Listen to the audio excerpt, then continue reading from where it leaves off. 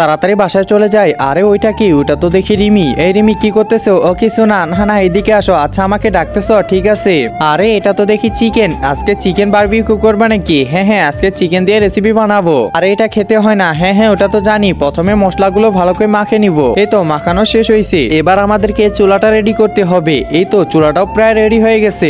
এখন চিকেন গুলো এই যে পেপারের মধ্যে ভালো করে প্যাকিং করতে লাগবে। এই তো প্যাকিং করা হয়ে গেছে, অনেকগুলো হয়ে গেছে। এবার চুলাটার মধ্যে এই যে লোহাটা বসিয়ে দিব।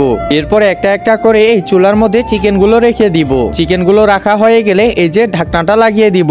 কিছুক্ষণের মধ্যে আমাদের চিকেন রেডি হয়ে যাবে। একজন মা কতটা আপন হয়ে থাকে, যার মানেই তাকে জিজ্ঞাসা করে দেখো। তো দেখা যাক বন্ধুরা, এই মায়ের জন্য কে ভিডিওটিতে লাইক এন্ড সাবস্ক্রাইব করে।